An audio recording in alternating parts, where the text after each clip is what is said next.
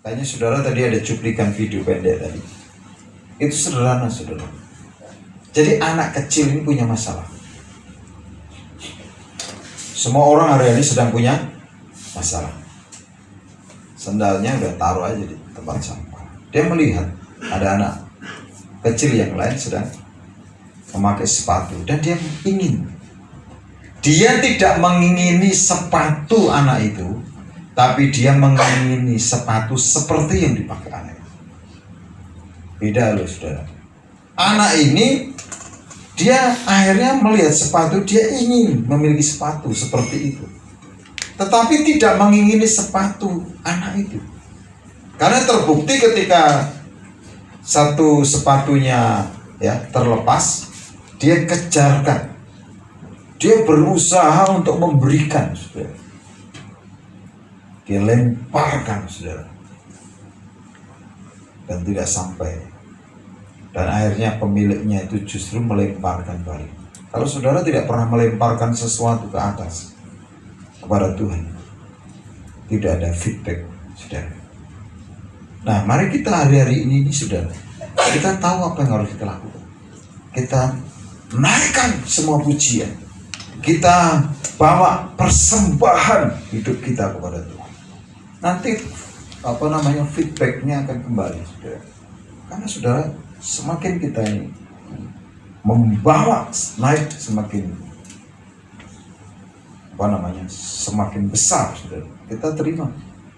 Bahkan dikatakan akan dipadatkan dan digoncangkan, akan mengalami pelipat ganda.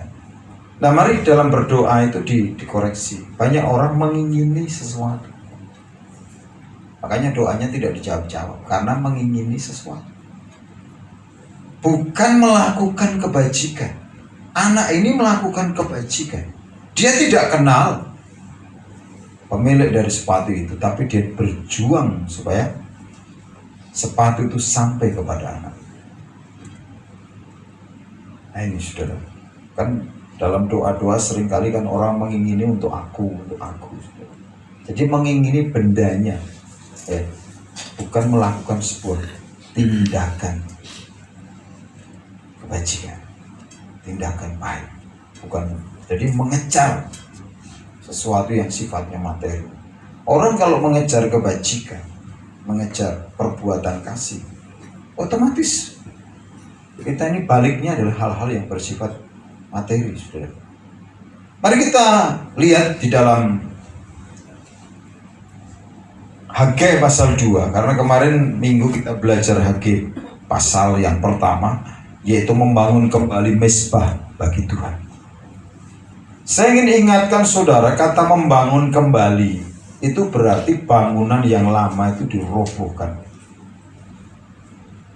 Nah ini saudara perhatikan, saudara kalau melayani Tuhan, hari-hari ini yang cara berpikir lama akan dirobohkan. Pondasi yang lama akan dibongkar, akan diganti pondasi yang baru. Makanya kalau kita melayani, kita ini ikut Tuhan hari-hari ini tidak punya waktu untuk membangun hidup kita dengan sesuatu yang baru, saudara, setiap hari.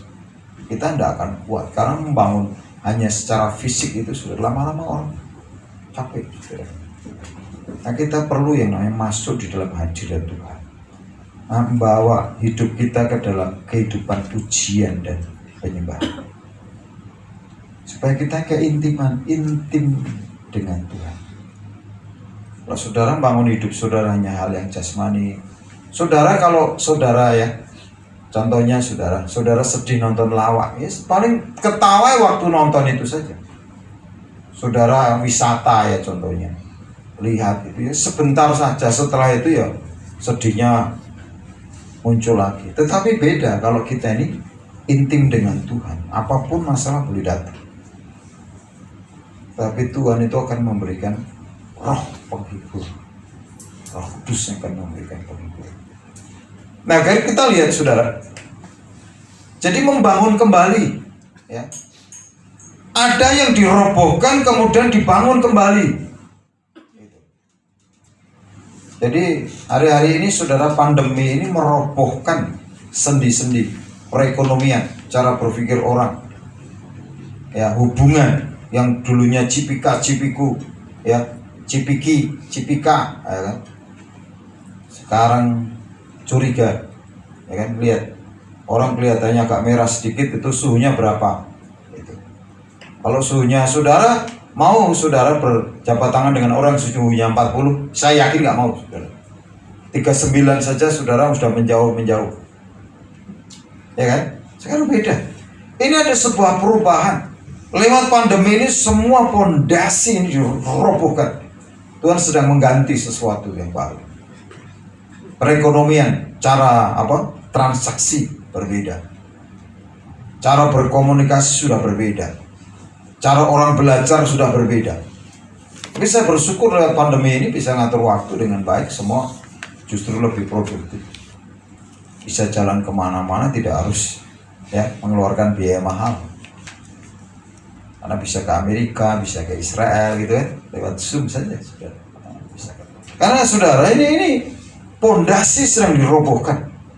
Nah, ada sesuatu yang ingin Tuhan bangun kembali, yaitu mezbah bagi Tuhan. Sehingga hari-hari ini semua orang harus menjerit minta pertolongan Tuhan.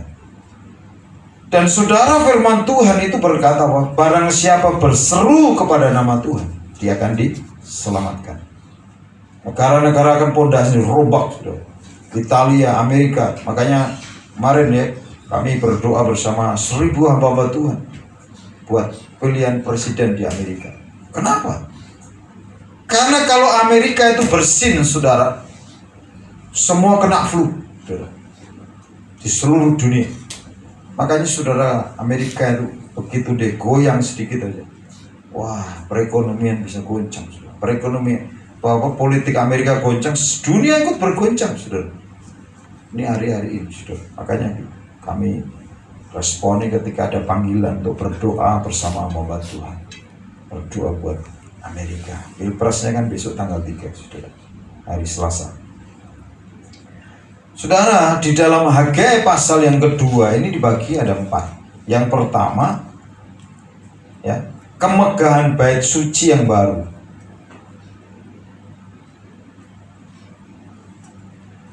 Dan yang kedua adalah pembangunan bait suci terancam oleh ikut sertanya orang-orang najis.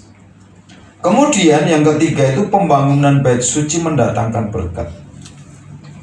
Jadi orang-orang yang terlibat dalam pembangunan bait suci itu diberkati, saudara. Dan Tuhan janji mulai hari ini kamu akan dapat berkat. Ini belum kita bahas. Tapi yang keempat ini yang akan kita bahas, yaitu janji kepada Zerubabel.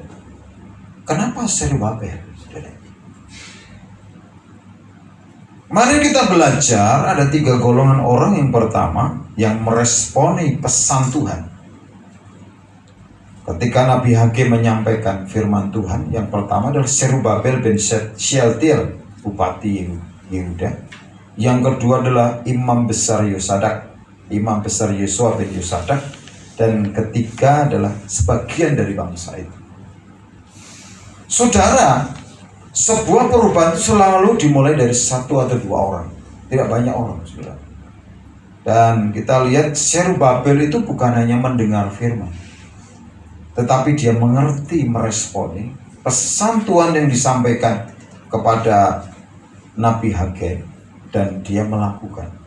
Saudara, terlibat di dalam pembangunan bait suci itu bukan hanya hatinya, bukan hanya pikirannya, tetapi hartanya, saudara. Karena di dalam kekristenan itu, saudara, tanda orang bertobat itu pertama dimulai dari hati. Kedua, cara berpikirnya. Kalau orang itu masih takut-takut, masih khawatir, itu bukan orang bertobat. Karena apa? Pikirannya belum bertobat. Yang ketiga, hartanya, saudara. Kalau orang itu masih terikat pada hartanya, itu belum bertobat. Jadi hati, pikiran, dan hartanya. Saudara, contohnya ada Zakius. Ketika Zakius bertobat, saudara, hatinya itu berpaut kepada Yesus, pikirannya tertuju kepada apa yang disampaikan Yesus. Dan dia berkata apa? Separuh dari milikku aku bagikan ke orang-orang miskin. Itu namanya bertobat, saudara. Makanya saudara setiap hari saudara itu masih bertobat. Kalau hatinya aja belum, bagaimana pikirannya? Kalau pikirannya belum, bagaimana hartanya? Makanya bertobat itu setiap hari, saudara. Nah, kriteria ini ada di dalam diri Zerubabel. Karena kemarin saya sampaikan bahwa Zerubabel itu orang yang mendengar suara Tuhan, orang yang meresponi suara Tuhan, dan orang yang membuat keputusan. Ini tindakan. Di dalam ayat yang ke-20 di sini dikatakan begini. Maka datanglah firman Tuhan untuk kedua kalinya kepada Hagai pada tanggal 24 bulan itu bunyinya. Katakanlah kepada Zerubabel bupati Yehuda begini. Aku akan menggoncangkan langit dan bumi, dan akan menunggang balikkan tahta raja-raja.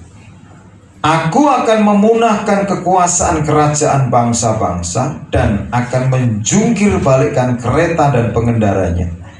Kuda dan pengendaranya akan mati rebah, masing-masing oleh pedang temannya. Pada waktu itu, demikianlah firman Tuhan semesta alam, aku akan mengambil engkau, hei Zerubabel bin Shealtiel hambaku, demikianlah firman Tuhan, dan akan menjadikan engkau seperti cincin meterai, sebab engkaulah yang kupilih, demikianlah firman Tuhan semesta alam. Saudara, Tuhan selalu memberitahukan kepada orang yang dipercaya tentang apa yang akan terjadi. Dan di sini dikatakan, ya, di ayat pertama Tuhan berbicara kepada Hagai supaya menyampaikan kepada Zerubabel. Jadi kalau saudara nggak mendengar suara Tuhan, jangan-jangan saudara itu belum masuk kriteria orang yang dipercaya Tuhan. Aku itu kok nggak pernah dengar suara Tuhan, Pak. Saudara belum dipercaya. Maka jadilah orang yang bisa dipercaya. Perkataan, waktu saudara, keuangan saudara, jadilah orang yang bisa dipercaya. Nanti Tuhan akan bicara sama saudara. Karena siapapun saudara, orang itu akan berbicara kepada orang yang bisa dipercaya. Nah, kita lihat apa yang disampaikan Tuhan kepada Zerubabel melalui Nabi Hagai. Dia berkata, aku akan mengguncangkan langit dan bumi. Saudara, satu kena COVID saja saudara, ini perekonomian goncang, ketatanan sosial masyarakat goncang, apalagi politik goncang saudara, semua mengalami kegoncang, pendidikan goncang, gereja aja goncang saudara. Karena apa? Tuhan tuh bukan hanya akan menggoncangkan bumi tetapi langit. Tetapi yang tidak bisa digoncangkan itu adalah firman Tuhan. Hari ini saudara, orang ketemu orang yang tadinya kaya tiba-tiba miskin, atau tiba-tiba dia kehilangan setiap hari sekian miliar. Kenapa? Sahamnya anjlok. Apa? Ya. Tapi ada juga langsung wah ya saudara. Saya punya teman di Surabaya yang dia tahun 2005 dia beli Bitcoin banyak, baru harga sekian. Sekarang saudara, dia borong sekian banyak karena punya uang waktu itu. Dan sekarang satu Bitcoin itu harganya 100, kapan hari sampai 191 juta. Itu mata uang. Ya, karena mengikuti tren perekonomian Cina yang menanjak saudara. Satu Bitcoin. Jadi dolar itu apa? Kalau orang hari ini pegangannya hanya dolar, sudah tergoncang-goncang sudah. Nah, ini hari-hari ini sedang terjadi. Tuhan berkata bukan hanya menggoncangkan aku akan menggoncangkan langit dan bumi. Saudara, akan terjadi ini badai saudara, ini sudah melanda Filipina. Saudara, kalau langit itu digoncang saudara, itu laut ikut goncang saudara. Gempa bumi. Ini kan berdoa supaya Sulawesi tidak kena dampaknya dari badai La Nina ya, juga mau melanda di Indonesia ini. Kapan hari saya lihat hitam malam itu kan hujan yang disertai dengan badai. Kemarin ketika di Pekalongan saya nginep di satu hotel juga begitu. Wah, malam jam 2 itu badai, saudara. Karena Pekalongan apalagi dekat dengan pantai, saudara. Ini. Yang kedua, Tuhan berkata, dan akan menunggang balikkan tahta raja-raja. Ini apalagi kan peralihan ini sebentar pilkada ya terjadi, pilihan gubernur, pilihan bupati, wali kota, pemimpin-pemimpin akan terjadi perubahan di segala bangsa. Dan berikutnya yang ketiga, aku akan memunahkan kekuasaan kerajaan bangsa-bangsa. Kerajaan bangsa-bangsa. Saudara, di Inggris ini sudah raja itu sudah nggak ada kuasa, saudara. Dia hanya simbol pemersatu. Kemarin di Thailand, saudara, di demo rajanya, saudara, karena dia foya-foya dengan istrinya yang banyak, saudara. Saya 2 tahun yang lalu kan berdoa buat Thailand. Sepertinya tidak ada apa, tapi saya percaya doa saya itu pasti dijawab Tuhan. Saya keliling di Thailand sampai saya ketinggalan pesawat di Bangkok, saudara, untuk ke Kuala Lumpur, tinggalan pesawat. Saya diganggu sama si jahat itu, si jelek, saudara. Wah, saya ngerti kayaknya kok kemerungsung kalau bahasanya. Padahal saya ini prepare-nya jauh sekali, kok bisa nggak ngerti. Dan saya mengerti diajari Tuhan tentang langit tembaga dan tanah itu seperti besi itu di Thailand. Karena apa? Tidak ada hujan. Saya kalau ke daerah-daerah itu pasti hujan. Kemarin ada di Pekalongan sebelumnya nggak hujan, kemarin saya datang hujan. Tapi di Thailand nggak ada hujan sama sekali. Nah ini, saudara, kekuasaan kerajaan bangsa-bangsa kan dipunahkan. Nah ini kan kita nggak ngerti ya, masih ada banyak raja-raja ya, di Thailand, di Inggris, kita nggak ngerti ini. Dan dikatakan ini bicara tentang pasukan perang, dan akan menjungkir balikan kereta dan pengendaranya, kuda dan pengendaranya akan mati rebah, masing-masing oleh pedang temannya. Ini akan terjadi peperangan, saudara, tapi perang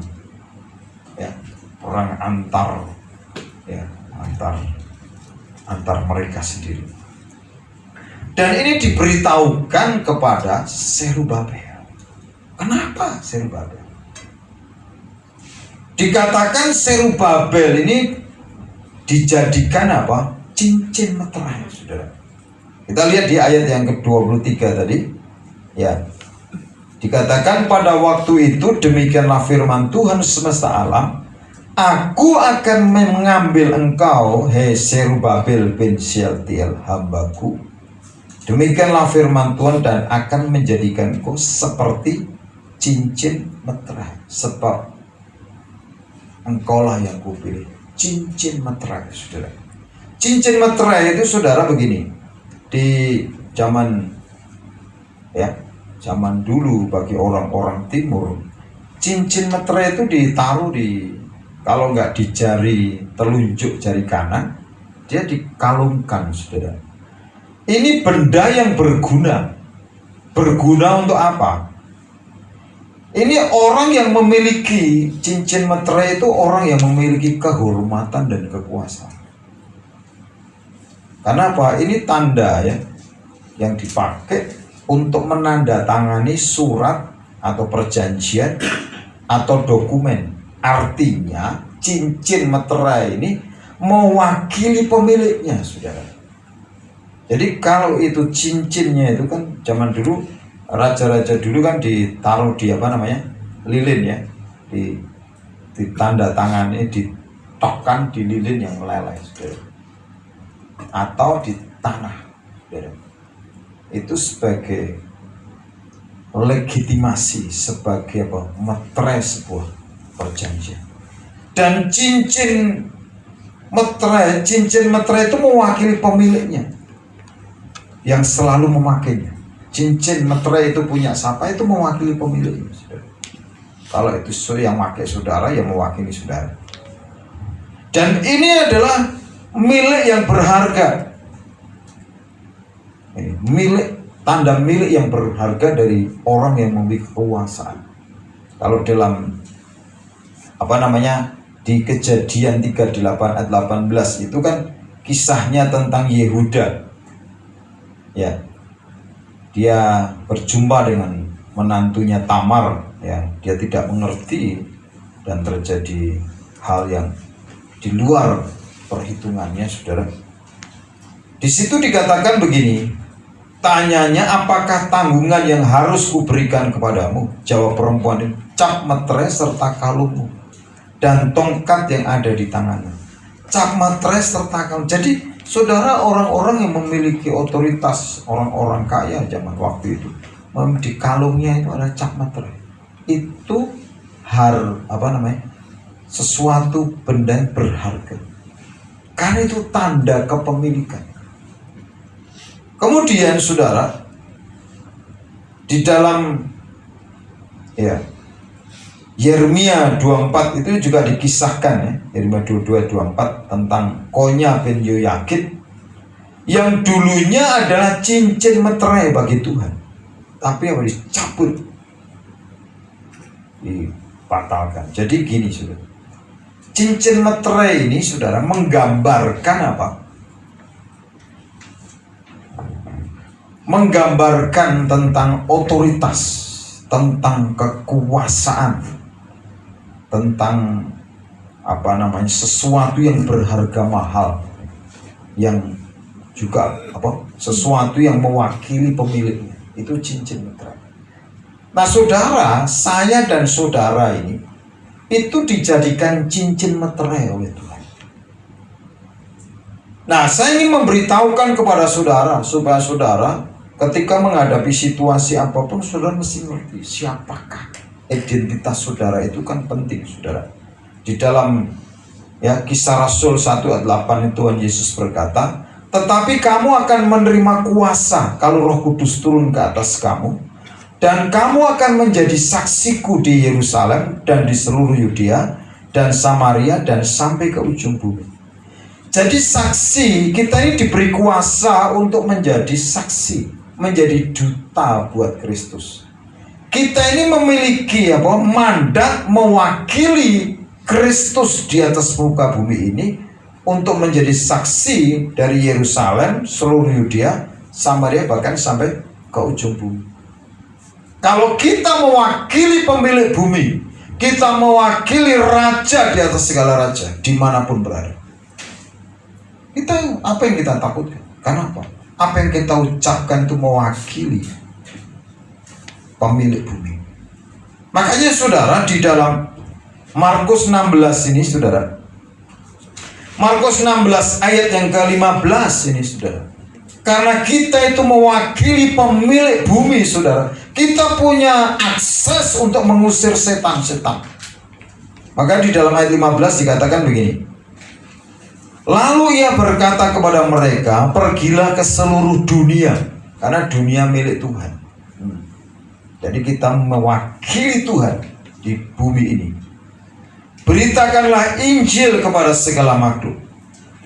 Ketaatan kita memberitakan Injil itu akan menjadi legitimasi, akan menjadi pijakan, akan menjadi bukti bahwa kita itu mewakili pemilik bumi ini, sehingga kita diberikan otoritas otoritas menempatkan posisi orang. Di ayat 16 dikatakan, siapa yang percaya dan dibaptis akan diselamatkan, tetapi siapa yang tidak percaya akan dihukum. Jadi berita yang kita sampaikan itu menempatkan orang itu di surga atau di neraka. Ini berita yang kita sampaikan, saudara. Karena apa? Yang percaya akan diselamatkan, yang percaya dan dibaptis akan diselamatkan. Tetapi yang tidak percaya akan dihukum. Ini menempatkan posisi seseorang, saudara. Makanya Tuhan Yesus kan berkata, kalau kamu mengatakan orang itu berdosa, dia berdosa. Kalau berkata orang itu diselamatkan, diselamatkan. Itu otoritas. Kenapa? Cincin meterai. Itu mewakili pemiliknya, saudara. Dan di ayat yang ke-17 ini dikatakan apa? Tanda-tanda ini akan menyertai orang-orang yang percaya. Mereka akan mengusir setan-setan demi namaku. Jadi kita itu punya otoritas mewakili pemilik bumi ini untuk ngatur setan. Karena setan itu tergantung saudara dan saya. Kalau saudara berkata udah biarin aja, yang penting gak ganggu, ya dia akan berada di rumah saudara. Karena di sini dikatakan setan itu berada di dalam otoritas kita. Kita ini adalah cincin meterai. Kita adalah mewakili pemilik dunia ini. Maka Tuhan Yesus berkata apa? Berjanji mereka akan mengusir setan demi aku. Ketika kita berkata pergi, setan akan pergi. Karena apa? Kita mewakili pemilik dunia ini. Kamu nggak boleh di situ. Loh, saya udah duduk terlalu lama bertahun-tahun. Nggak boleh pergi ya. Dia akan nurut, saudara. Kenapa? Kita itu mewakili pemiliknya. Kita ini posisinya jelas. Anak-anaknya, saudara. Mereka akan berbicara dalam bahasa-bahasa yang baru bagi mereka. Mereka akan memegang ular dan sekalipun mereka minum racun maut, mereka tidak akan mendapat celaka. Di sini digarisbawahi tidak akan mendapat celaka. Nah, orang itu celaka ini, saudara, mesti bukan orang yang suka memberitakan Injil. Kenapa? Ada jaminan loh, saudara. Orang memberitakan Injil itu nggak akan celaka. Mereka akan meletakkan tangannya atas orang sakit dan orang itu akan sembuh. Jadi kalau kita ini, saudara, kita ini diberikan otoritas, yaitu kita ini apa? Mewakili Tuhan untuk meletakkan tangan atas orang sakit supaya orang yang sakit itu sembuh. Jadi kita mewakili Tuhan. Cincin meterai itu adalah mewakili pemiliknya. Nah pertanyaannya, tapi kok nggak sembuh? Jangan-jangan saudara bukan miliknya. Saudara ingat kasus Skewa itu? Yesus aku tahu, Paulus aku kenal, kamu siapa?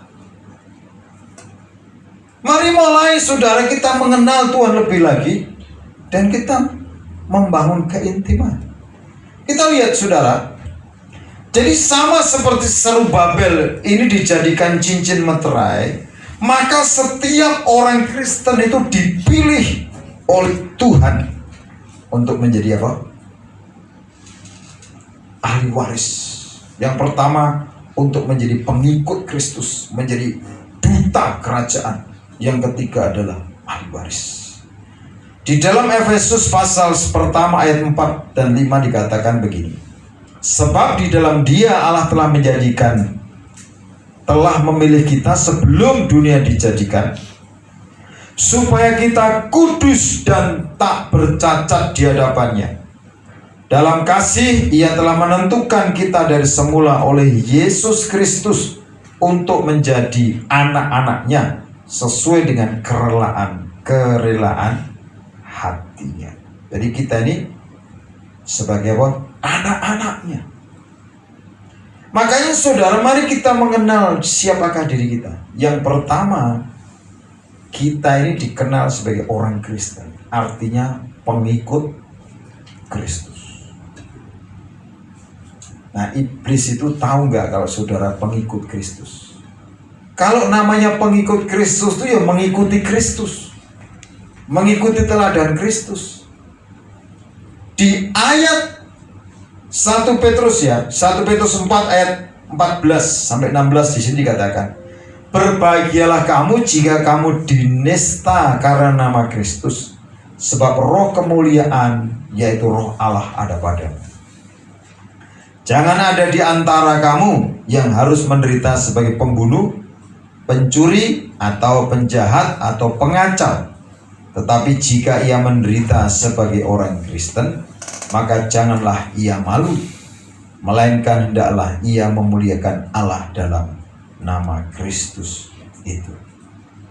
Jadi kita ini harus dikenal sebagai pengikut Kristus. Pikul salib, menderita, jangan malu. Tapi jangan menderita karena sebagai pengacau, sebagai pencuri, sebagai penipu, saudara. Di dalam Kisah Rasul 11 ayat 6 di situ dikatakan mereka tinggal bersama-sama dengan jemaat itu 1 tahun lamanya sambil mengajar banyak orang. Di Antiokhia lah murid-murid itu untuk pertama kali disebut Kristen. Kenapa? Karena perilakunya. Karena apa? Cara hidupnya itu mirip Kristus. Maka disebut mereka adalah Kristen. Kristen itu artinya pengikut Kristus. Kalau saudara hari-hari ini belum menjadi pengikut Kristus, mari berjuang, saudara, jadilah pengikut Kristus. Yang kedua, kita ini adalah duta, yaitu diberi mandat untuk membawa pesan terpenting di dunia, yaitu apa? Kabar baik kepada semua orang. Karena di dalam Matius 28 ayat 18 sampai 20 dikatakan begini, Yesus mendekati mereka dan berkata, kepadaku telah diberikan segala kuasa di surga dan di bumi. Jadi kuasa surga di surga dan di bumi itu ada pada Yesus. Dia, ya, cincin meterai itu mewakili pemilik surga dan bumi. Saya dan saudara itu dipanggil untuk mewakili pemilik surga dan bumi untuk memerintah di bumi, menginjak ular dan kalajengking. Karena itu pergilah, jadikanlah semua bangsa muridku, dan baptislah mereka dalam nama Bapa dan Anak dan Roh Kudus. Jadi ini perintah, jadikan semua bangsa muridku. Jadi kalau saudara disuruh pergi itu pergi ngapain? Nah ini pertanyaannya. Pergilah, jadikanlah semua bangsa murid. Maka saudara itu mesti punya murid, orang yang diperhatikan, diajarkan nilai-nilai kebenaran. Karena di ayat 20 dikatakan, dan ajarlah mereka melakukan segala sesuatu yang telah kuperintahkan kepadamu. Jadi melayani itu sampai orang itu dibaptis, kemudian diajar, dibawa ke FA, dibawa ke SOM. Itu namanya melayani. Supaya dia jadi murid, supaya belajar akan kebenaran. Jadi kalau progresnya begitu, orang belum baptis dibaptis, setelah dibaptis ajar dia di FA, supaya mengerti nilai-nilai Kristen, supaya mereka menerima pengajaran. Karena perintah Tuhan apa? Dan ajarlah mereka melakukan segala sesuatu yang telah kuperintahkan kepadamu. Jadi bukan hanya mengajar supaya orang mendengar, tapi mengajar supaya mereka melakukan. Kayaknya saya ini kan memperhatikan orang per orang. Orang ini melakukan belum, ya kan? Oh, dia melakukan belum. Ini sudah atau belum? Ini belum. Ya. Perlu diingatkan lagi supaya dia menjadi pelaku firman. Karena apa? Apa bedanya, saudara? Percuma kalau kita hanya pendengar firman. Kita jangan hanya menjadi pendengar, tapi kita juga harus mengerti firman, dan lebih dari itu kita harus menjadi pelaku firman. Yang setuju katakan amin. Amin. Jadilah pelaku firman. Amin. Coba kasih lihat kiri kanan di kedap-kedap, jadilah pelaku firman. Nah, ini. Dikatakan apa? Dan ketahuilah aku menyertai kamu senantiasa sampai kepada akhir zaman. Kalau saudara itu menjadi pelaku-pelaku firman, itu pasti disertai Tuhan. Jadi jangan saudara itu tidak mau jadi pelaku firman tapi minta penyertaan Tuhan. Ya, kalau bahasanya suku Han sana namanya bejai cuy lantai. Itu saudara. Itu orang-orang kepingin disertai Tuhan, tapi tidak mau menjadi pelaku. Kita ini diajar untuk menjadi pelaku firman. Nah kemudian saudara, yang ketiga, ini yang terakhir, kita ini ahli waris. Jadi saudara, Tuhan memanggil kita itu apa? Untuk membagikan kasih-Nya kepada dunia. Karena kita ini ahli waris. Saudara itu harus jadi seorang ahli waris itu apa? Tidak khawatir. Kenapa? Gak ada yang ditakutkan ahli waris itu. Masa ahli waris kok khawatir nggak makan? Ada warisan bapaknya. Saudara, di dunia ini, saudara, orang mau bekerja jerih payah, ya lebih enak itu orang terima warisan. Warisan itu bukan hasil jerih payah, bukan hasil kerja. Makanya saudara, orang tua itu bisa mewariskan apa? Kepandaian, mewariskan iman. Kayak Abraham mewariskan berkat. Makanya paling penting ya, anak itu diwarisi berkat itu, sehingga dimanapun dia melangkah dia diberkati Tuhan. Tapi lebih juga ada orang mewariskan hartanya. Makanya orang baik itu bisa mewariskan, ya, meninggalkan warisan bagi anak cucunya. Saya bisa tahu orang hidup itu baik atau enggak itu dari apa? Dia bisa kasih warisan enggak kepada sampai cucunya. Kakek saya itu bisa mewariskan sesuatu sampai cucunya, bapak saya. Saya pikir, karena kakek saya hidupnya baik. Ini kan ukuran dunia, saudara. Mewariskan pada anak cucu. Mari kita lihat di dalam Efesus pasal 3 ayat 6. Dikatakan begini, dari ayat yang kelima. Ayat 6. Yaitu bahwa orang-orang bukan Yahudi. Ini saya saudara, ini bukan Yahudi ya, tapi Yahud ya. Karena berita Injil turut menjadi ahli-ahli waris dan anggota-anggota tubuh dan peserta dalam janji yang diberikan dalam Kristus Yesus. Jadi kita ini oleh berita Injil turut menjadi ahli waris, yaitu karena iman kita kepada Kristus. Jadi berlakulah seperti seorang ahli waris. Beda loh saudara. Jalannya ahli waris sama orang mental miskin itu beda. Kalau orang ahli waris itu kan, wah, karena dia punya masa depan, tidak takut, tidak khawatir. Tapi kalau orang enggak, ya orang yang miskin, saudara, jalannya udah limbung, saudara. Ini, sudah lihat jalan Wali ini, warisannya banyak, dapat miliaran. Rumahnya itu berapa aja itu luasnya, saudara. Makanya kalau kita itu anak Tuhan, saudara, kita ini tidak perlu khawatir. Tidak perlu khawatir. Kita ini adalah anak, pasti akan menerima warisan. Ibrani 11 ayat 9. Di sini dikatakan, karena iman ia diam di tanah yang dijanjikan itu seolah-olah di suatu tanah asing, dan di situ ia tinggal di kemah dengan Ishak dan Yakub yang turut menjadi ahli waris janji yang satu itu. Jadi Ishak dan Yakub itu apa? Dia menerima ahli warisnya siapa? Abraham secara jasmani. Tapi kita ini ahli waris Abraham secara rohani karena iman kepada Kristus. Yakobus 2 ayat 5. Dikatakan begini, dengarkanlah hai saudara-saudara yang kukasihi, bukankah Allah memilih orang-orang yang dianggap miskin oleh dunia ini? Jadi saya dan saudara itu orang-orang yang tidak diperhitungkan oleh dunia. Orang-orang yang dianggap miskin oleh dunia. Siapa lo? Itu kan orang yang tidak dianggap. Ya. Tetapi dikatakan untuk menjadi kaya dalam iman. Amin. Jadi kaya dalam iman. Orang yang kaya dalam iman itu menghadapi segala sesuatu dengan tersenyum. Ya, tersenyum untuk hari esok, tersenyum untuk masa depan, karena percaya dia ini adalah ahli waris dan menjadi ahli waris kerajaan yang telah dijanjikannya. kepada barang siapa yang mengasihi dia.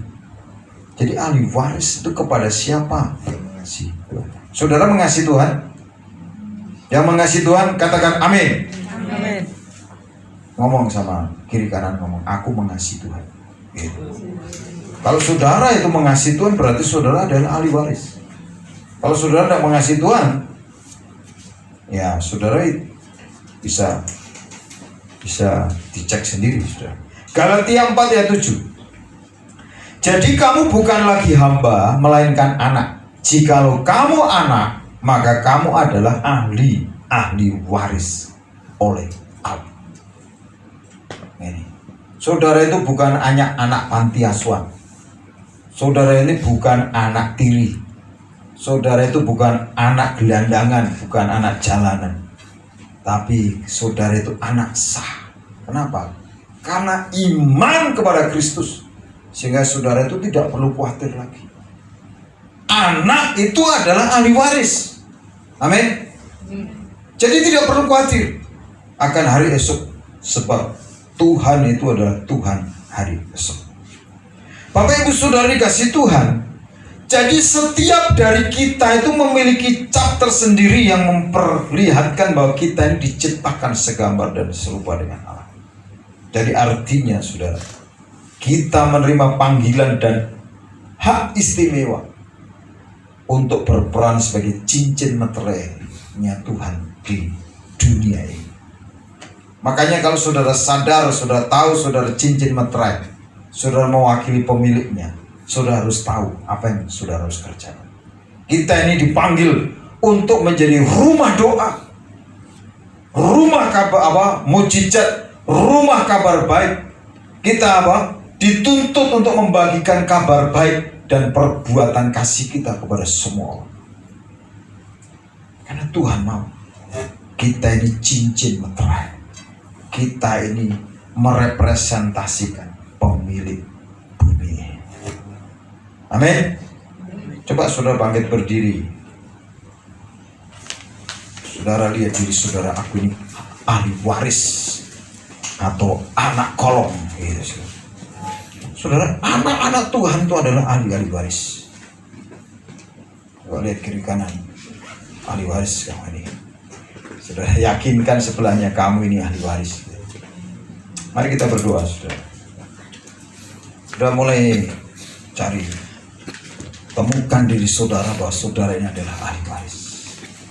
Tuhan mau saudara mengerti panggilan ini, karena saudara dan saya dipilih dan dipanggil untuk menjadi cincin meterai bagi Tuhan, untuk merepresentasikan pemiliknya, mewakili pemiliknya di bumi. Kita diberi hikmat kuasa hanya dengan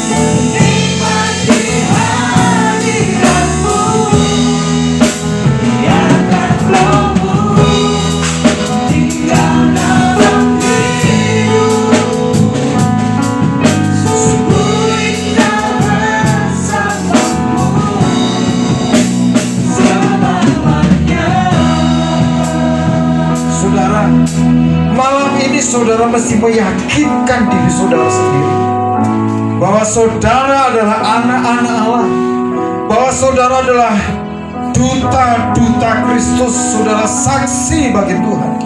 Saudara itu diberikan kuasa karena saudara cincin meterai. Saudara mewakili Tuhan ada di bumi ini. Kita diberikan hak, diberikan mandat dan kuasa. Ku ingin selalu bersekutu.